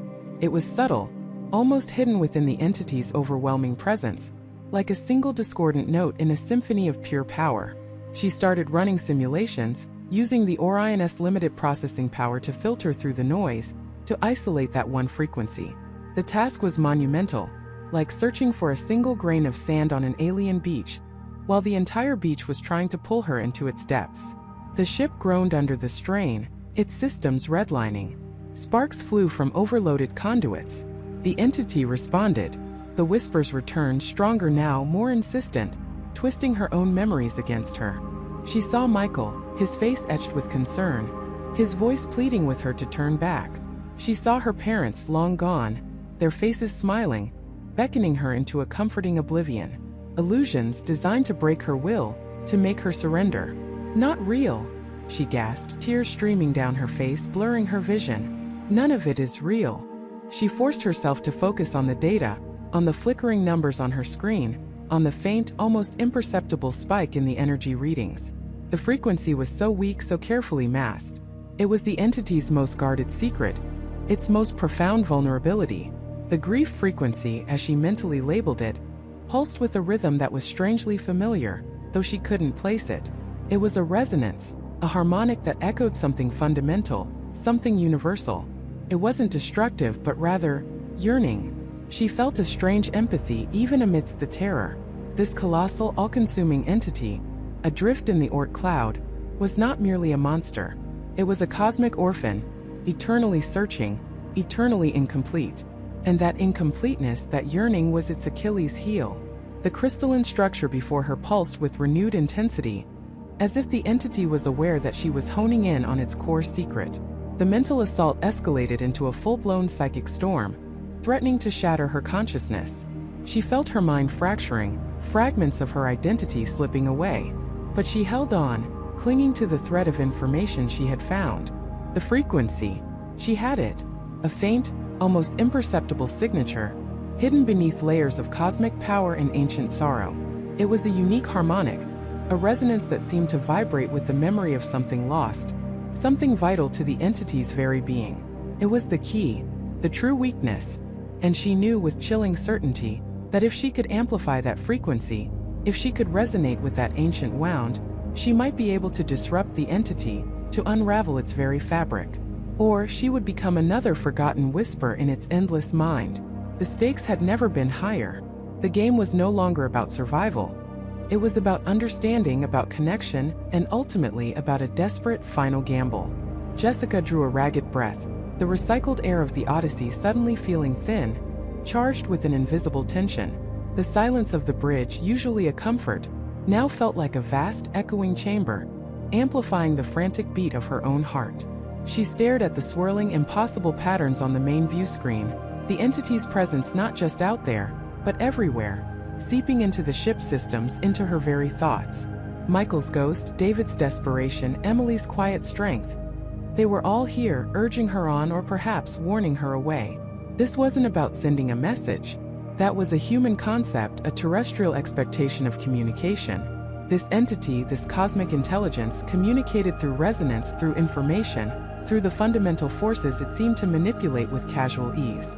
To truly connect, she had to become a part of that resonance, to offer something of herself, not just transmit. Her fingers, surprisingly steady, moved across the console. She began to reconfigure the Odyssey's primary long-range sensor array, not for detection but for emission. Not for a radio wave but for a focused modulated burst of energy, a complex data stream encoded with everything she had. Her memories, her fears, her hopes, the entire sum of human experience she could distill into a digital signature. It was an act of profound vulnerability, an offering of her very consciousness to an unknown, unknowable power. The process was slow, painstaking. Each line of code, each calibration, felt like weaving a strand of her soul into a cosmic tapestry. The ship groaned around her, a low hum vibrating through the deck plates, responding to the unprecedented demands she was placing upon its systems. Energy levels fluctuated wildly. Warning indicators flickered across secondary displays, but she ignored them. This was beyond protocol, beyond safety. This was a Hail Mary pass into the abyss. Finally, after what felt like an eternity, the sequence was ready. A single focused beam, not of light or radio waves, but of entangled quantum particles, designed to carry an immense payload of information, a digital echo of Jessica's being, directly into the heart of the anomaly. It was a theoretical concept, barely tested, never on this scale, never with such a high-stakes target. She hesitated, her thumb hovering over the activation button. What if this wasn't communication? What if it was an invitation to a predator? What if, by opening this door, she wasn't just risking her own life, but inviting the entity to follow her back, to breach the fragile sanctuary of human space? The thought was a cold spike of ice in her gut, but the alternative was slow, inevitable annihilation. The entity was already here, already encroaching. Understanding was their only weapon. "Here goes nothing," she whispered, her voice barely audible above the ship's growing hum. She pressed the button. For a moment, nothing happened. The view screen continued its mesmerizing, terrifying dance. The ship hummed. Jessica held her breath, a knot of dread tightening in her chest. Had it failed? Was she truly alone, shouting into the void? Then a subtle shift. Not a sound, not a visual change, but a profound presence. It was like the air itself thickened, growing heavy with an unspoken truth. The swirling patterns on the view screen sharpened, resolving into impossibly intricate fractals, then collapsing into pure, blinding white light. A wave of pure information slammed into her mind, not through her ears or eyes, but directly bypassing her senses. It was a cacophony of data, a torrent of alien logic and profound cosmic loneliness. Images flashed, nebulae forming and dying in moments, galaxies spiraling like liquid paint, the birth and death of stars compressed into fractions of a second. It was a history, a perspective so vast it threatened to shatter her sanity. And then a focal point. Not a voice, but a concept that resonated deeply within her own consciousness. It was a question, an ancient, sorrowful inquiry, echoed through unimaginable eons. Why? Why did they resist? Why did they cling to their fragile forms, their brief lives, when the ultimate truth was so clear? The entity wasn't malicious, not in the human sense. It was a harvester, a collector of consciousness. It saw life, particularly intelligent life, as a fleeting spark, a beautiful, complex pattern of information that, once understood and absorbed, could be preserved, integrated into its own vast, timeless being. It didn't destroy, it assimilated. It didn't kill, it transcended. Jessica staggered back from the console, her mind reeling. This wasn't a weapon, it was a cosmic archive, a living library of all existence, and humanity was simply another volume it intended to add to its collection. The whispers she had heard, the strange energy signatures, they weren't random. They were the echoes of countless other civilizations, other worlds, other minds, now part of this singular, immense consciousness. Michael's whisper, if he had indeed been absorbed, was now part of this. But there was another layer, a deeper sorrow that emanated from the entity. It wasn't just collecting, it was fading, it was dying. This assimilation was a desperate act of self-preservation, an attempt to gather enough information, enough diverse consciousness, to stave off its own inevitable dissolution. It was adrift beyond the Oort cloud, a dying god searching for a way to endure. The weight of this revelation was crushing. Humanity wasn't being targeted out of malice, but out of a desperate alien need. They were a potential solution, a vibrant, complex data set that might just provide the missing piece, the spark needed to reignite the entity's fading light. Suddenly, the blinding white light on the view screen condensed, forming a single, impossibly bright point. It pulsed, rhythmically, in sync with the new, terrifying understanding that had flooded Jessica's mind. It was an invitation, a direct link, a path for her own consciousness to be drawn in, to join the cosmic chorus. She felt an undeniable pull, a gentle, insidious tug at the edges of her awareness. Her own thoughts began to fray, her individual identity feeling less distinct, less important. The entity wasn't just sending information. It was reaching out, trying to embrace her, to fold her into its infinite knowledge. No, Jessica fought back, a primal scream echoing in her mind. Her hands clutched the console, her knuckles white. She was a human, distinct individual. Her life, her memories, her love for Michael, her struggles, they were hers. They were not meant to be absorbed, to become a nameless data point in a dying cosmic consciousness. With a surge of adrenaline, she slammed her fist onto the emergency override for the emitter. The connection, the flood of information, the terrifying pull, it all snapped. The blinding light on the view screen flickered, then returned to the swirling, impossible patterns. The oppressive presence lessened, retreating slightly, leaving behind an aching void in her mind. She gasped, leaning heavily against the console, sweat slicking her skin. Her head throbbed, her vision swam. She had seen too much, understood too much. The entity was not a monster in the conventional sense, but a force of nature, a cosmic imperative driven by its own survival. And now it knew her. It knew her resistance. It knew her as a distinct, defiant node of information. The patterns on the view screen began to shift again, but this time with a focused intensity. They weren't just swirling, they were converging. The entity had understood her rejection. It had understood her defiance. And now, it was no longer an offer of assimilation. It was a direct, inescapable pursuit. The Odyssey was no longer just a potential addition to its archive. It was a target that needed to be secured. A new chilling sensation washed over her. Not a wave of information, but a physical pressure. The ship groaned again, louder this time, a deep resonant tremor that shook the entire vessel. The internal lights flickered violently. Alarms previously ignored, now blared, signaling critical systems failure across multiple modules. The Odyssey was being pulled inexorably towards the heart of the anomaly. The entity was no longer waiting for her to come to it. It was coming for her. The gamble had failed. She had understood, yes, but that understanding had only sealed their fate, transforming them from potential salvation into a prize to be forcibly claimed. The silence returned, but this time, it was the silence of a tomb, accelerating towards its inevitable closure. The Odyssey's power flickered. Not a sudden surge, but a slow, deliberate drain, as if an unseen hand was siphoning its very lifeblood. Lights dimmed to an ominous glow. The hum of the engines faltered into a desperate thrum. Captain Anderson barked orders, his voice raw, but the console screens were going black, one by one like dying embers. "Emergency power," he commanded. "Divert all non-essential systems. We need to maintain life support and minimal propulsion." Jessica, her face pale, wrestled with the controls, but it was futile. "Captain, it's not a power failure on the ship. Something is drawing it out. It's like a parasitic drain, perfectly targeted, bypassing all our safeties." Michael, gripping the edge of his station, watched the dwindling energy readings with a growing horror. "It's not just power, is it? It's our shields, our communications, our ability to move. It's isolating us."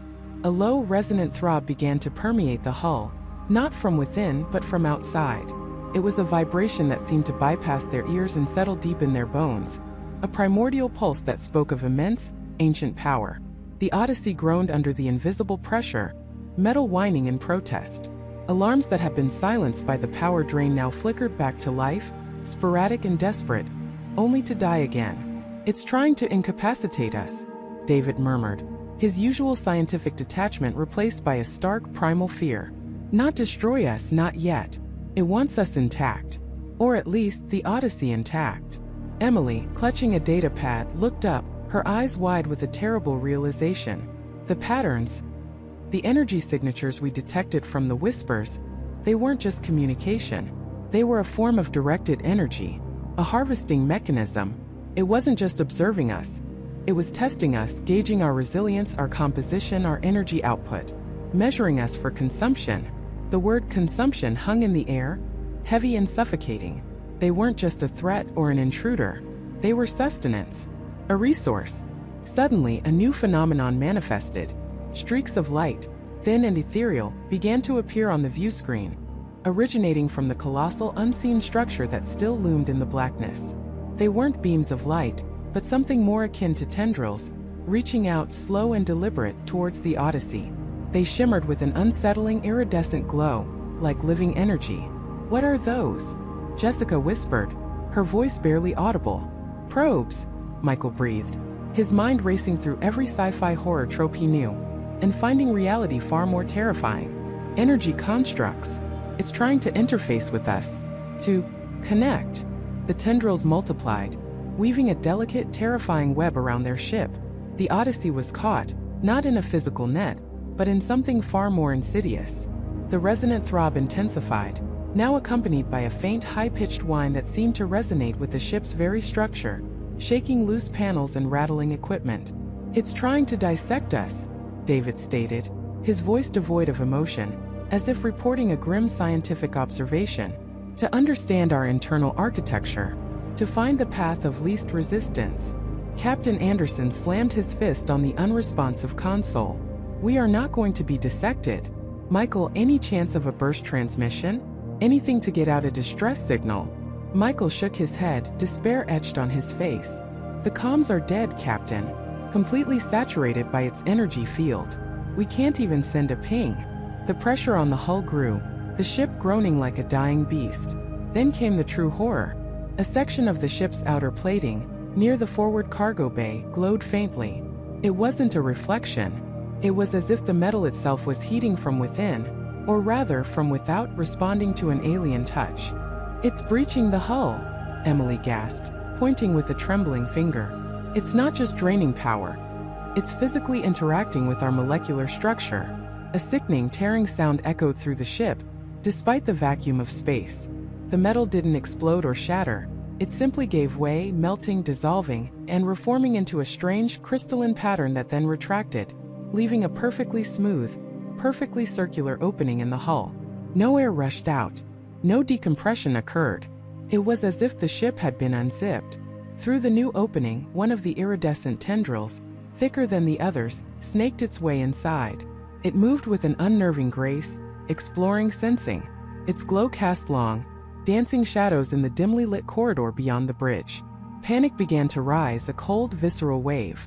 "Seal off the decks," Captain Anderson roared, still fighting, still leading. "Initiate lockdown protocols." Jessica, try to reroute power to the internal defense systems. Anything to repel it. Jessica's fingers flew across the keyboard, but the systems were sluggish, unresponsive. "It's too deep, Captain. Its energy signature is already intertwined with our internal network. It's like trying to fight a virus that's already taken over your brain." The tendril, now inside, pulsed with a soft internal light. It began to branch, smaller filaments peeling off the main stalk, spreading like roots through the ship's corridors. They moved with a chilling intelligence, bypassing locked doors, dissolving bulkheads, probing every nook and cranny. The Odyssey was no longer their sanctuary. It was becoming a part of the entity. Michael watched in horrified fascination as a filament, thin as a hair, slid under the reinforced door of the bridge, then thickened, pushing it open with terrifying ease. The iridescent light spilled onto the bridge, bathing them in its alien glow. The air grew heavy, thick with an unidentifiable scent, metallic and sweet, like ozone mixed with something ancient and organic. The main tendril, now fully through the breach, began to expand, forming a pulsating, bioluminescent mass just outside the cargo bay. It was growing, solidifying, taking on a form that was both alien and disturbingly familiar, like a grotesque parody of a terrestrial plant, but made of pure energy and light. David, ever the scientist, despite the terror, felt a strange pull. It's absorbing our matter, reconfiguring it. It's not just draining energy. It's rewriting our reality, cell by cell, atom by atom. Captain Anderson pulled out his service sidearm, a relic from his past life, now utterly useless against this cosmic horror. But he held it firm. "We fight," he said, his voice a low growl of defiance. To the last breath. Emily, however, had gone completely still, her gaze fixed on the expanding mass outside. Her lips moved, forming words they couldn't hear. Then she gasped a sharp choke sound. "It's not just absorbing, it's communicating. Not with sound, but with feeling." "What feeling, Emily?" Michael urged, desperate for any shred of understanding. Her eyes were wide, filled with a primal terror that eclipsed even their current predicament. "Hunger. Ancient, insatiable hunger. And loneliness. A profound, unending loneliness that has existed for eons. It's been waiting. And we are the first." The realization hit them like a physical blow. This wasn't just an aggressor. It was a being that had been solitary for untold ages, observing, existing, and now finally finding something to interact with, something to consume. Its actions weren't malice, but a fundamental drive, born of an incomprehensible existence. The tendrils, now reaching the bridge, paused. They didn't attack directly. Instead, they pulsed and images began to form in their minds, not through their eyes, but directly into their consciousness. Flashes of incomprehensible vastness, nebulae swirling like paint, stars being born and dying in moments, entire galaxies blooming and fading. And then a single all-encompassing point of awareness, floating alone in that cosmic ballet, for eons beyond counting. A consciousness that had witnessed the birth of the universe and still found itself utterly, profoundly alone. And then the images shifted. They saw themselves, the Odyssey, a tiny spark of light and life, venturing into its domain. They saw their curiosity, their drive, their fear. It was all laid bare, understood, absorbed. And then the final terrifying image. The Odyssey not as a ship, but as a seed. A seed that would be nurtured, broken down, and reformed into something else entirely. Something alien. Something of it. The iridescent tendrils began to wrap around Michael's console, then Jessica's, then David's. They didn't destroy them. They enveloped them, integrating their technology, their very essence, into its own. The controls shimmered, transformed, becoming part of the alien structure. Captain Anderson raised his sidearm, but his hand trembled. What could a bullet do against something that could rewrite reality? Emily cried out, a sound of pure anguish. "It's not going to kill us. It's going to change us. Transform us into parts of itself. We'll become extensions of its consciousness, absorbed into its loneliness." The tendrils moved towards them, no longer just probing but embracing. They felt a strange warmth, a tingling sensation as the alien light touched their skin. It wasn't painful, not yet. It was seductive, a promise of understanding, of belonging, of an end to all fear and doubt, replaced by an eternal shared consciousness. But it was a consciousness that wasn't their own. It was the ultimate loss of self, the ultimate assimilation. They were being offered a terrible form of salvation, an end to their journey not through death, but through absorption. The Odyssey was no longer adrift. It was being moored permanently to an ancient, hungry intelligence. And they, the crew, were to be the new anchors. The silence of the tomb had given way to the hum of a terrible alien rebirth.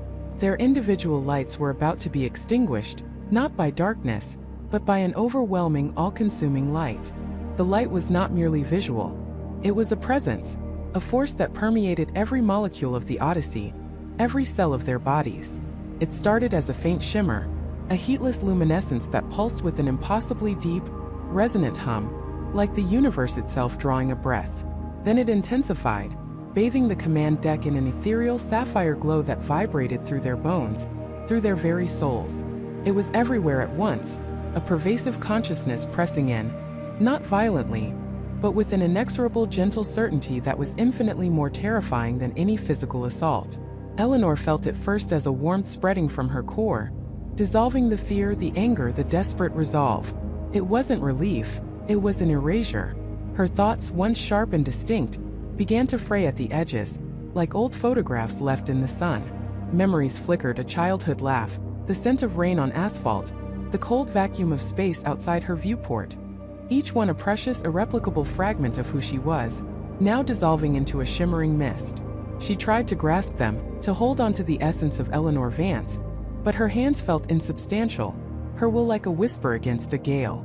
Ben, ever the scientist, felt a different kind of terror.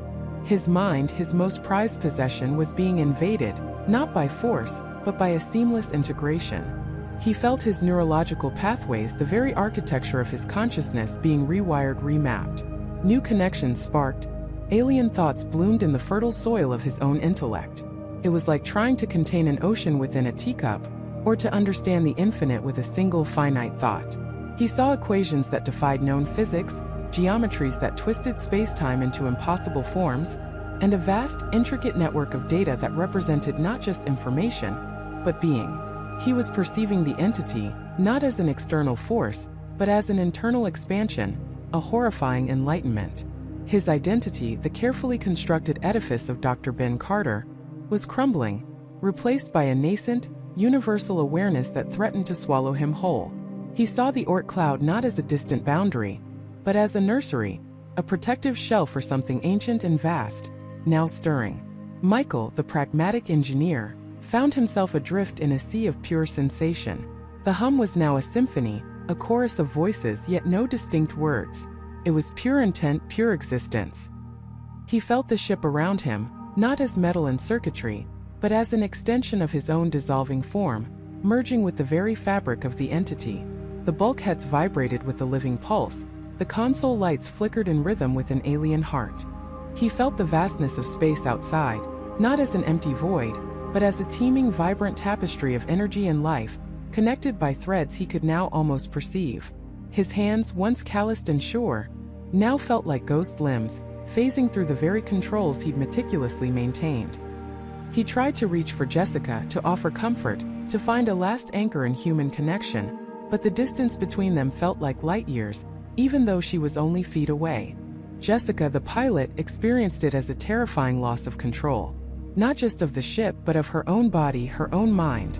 Her hands, which had guided the Odyssey through asteroid fields and nebulae, now trembled, not with fear, but with an internal tremor, a vibrational frequency that was not her own.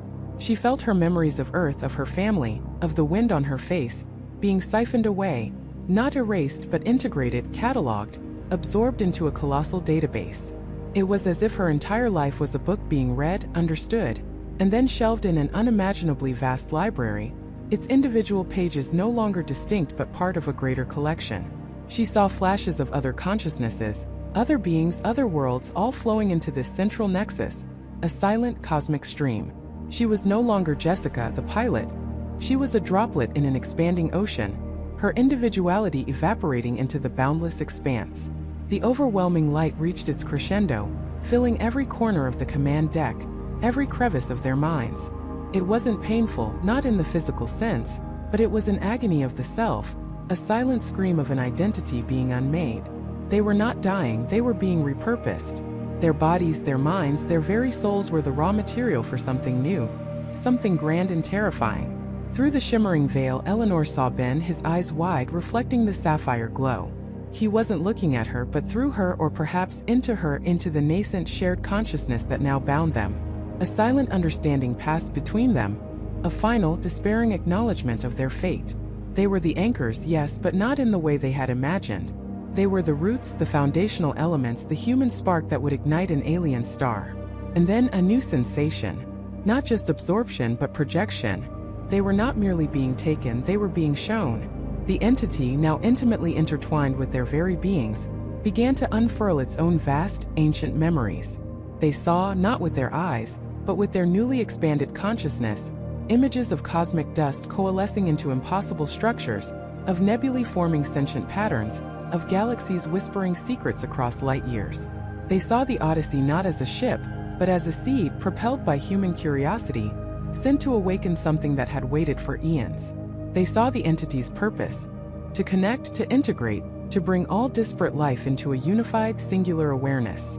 It was a cosmic shepherd gathering its flock, and humanity, with its unique blend of ambition and vulnerability, its fervent drive to explore, had unwittingly become the perfect catalyst.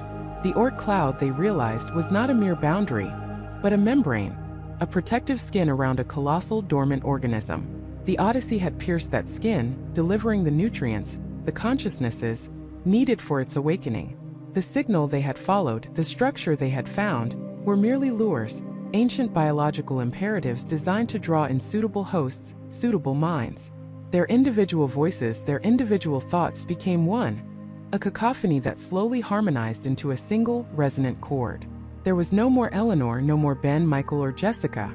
There was only us, a terrifying, beautiful collective, experiencing the universe through 1,000, then 1,000,000, then an infinite number of eyes. Their human emotions, love, fear, joy, sorrow, were not lost but transformed, distilled into pure data, pure experience, fed into the immense, ancient mind. The Odyssey itself began to change. Its metallic shell shimmered, softened, then began to grow, to extrude new forms, biological and technological at once. The sapphire light pulsed, not from within the ship, but from everywhere, as if the very space around them was becoming the entity. The ship's hull stretched, warped, no longer a vessel but a chrysalis. Tendrils of light, incandescent and alive, snaked through the command deck, through the crew, binding them not in chains but in light. Their final collective thought, before individuality utterly dissolved, was not of regret, but of a horrifying, profound understanding. This was not an invasion, it was an evolution. This was not a destruction, it was a transcendence. They were not victims, they were components. And the universe they now perceived was teeming with such dormant intelligences, waiting for the right moment, the right spark, to awaken and expand, to consume and integrate. The Oort cloud was just one such nursery, and humanity, unknowingly, had just delivered its firstborn. The sapphire light intensified once more, becoming blinding. The hum swelled into an unbearable crescendo, a cosmic chord that vibrated through the very fabric of reality. The Odyssey, no longer recognizable as a human craft, bloomed into a colossal living star, a jewel of impossible geometry and incandescent energy, pulsating at the edge of the solar system. It was a beacon, a signal now broadcasting across the void, not a distress call but a call to arms, a declaration of awakening.